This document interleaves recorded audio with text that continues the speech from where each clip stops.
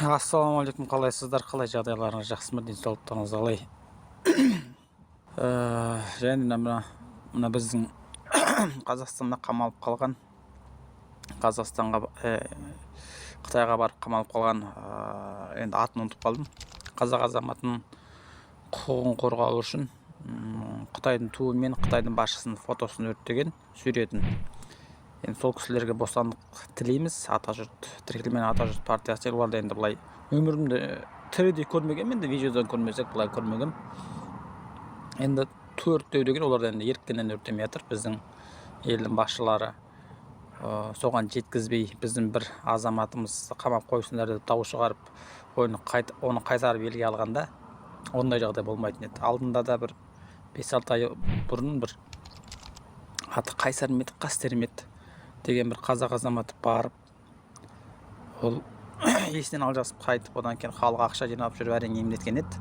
Енді еріккеннен істеп жатқан жоқ, әңгіменің ашығы. Атажұрттың, тіркелмеген Атажұрттың, нағыз Атажұрт па,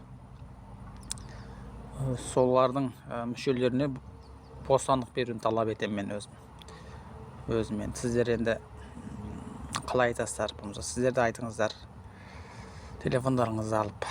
Төртеу деген әр елде болып жатыр ғой. Оңтүстік Корея солтүстік Кореяның туын өртеп, солтүстік Корея оңтүстік Кореяның туын өртеп, мысалға Жапония Қытайдың туын өртеп, Қытай Жапонияның туын өртеп деген сияқты ғой. Ода тұрған ештеңе жоқ, ол жай ғана наразылық деп танимын. Және де бүкіл әлемнің белді мен деген порталдардың барлығы жазып жатыр екен. Енді бұл мәселе Американ конгресінде де қаралады дейді. Мүмкіндік болса Трамппен де жолығамыз деп жатыр. Жалпы сонда енді мұндағы мәселені Атажұрттың қамалып қалған адамдардың бүкіл әлемнің мен деген Жапоны бар, Корея бар, тағы анауысы бар, мынауысы бар. Бұл 30-40-тан астам ақпараттардан арналар таратыпты енді. Бүкіл әлем Қазақстан мен Қытайдың арасындағы жағдайды білді деген сөз ғой. Жалпы сол. Еліміз аман, жұртымыз тыныш болсын. Қытай біздің азаматтарға тиісуге негіз жол бермеуіміз керек. Қазақстанның азаматы қылмыс жасаса, Қазақстан жазалауға жазаласын заң бойынша. Ал бірақ Қытайға барып, әшейін кіріп шығып, кірген кезде ұстап алған болмайды да, әңгіменің ашығы.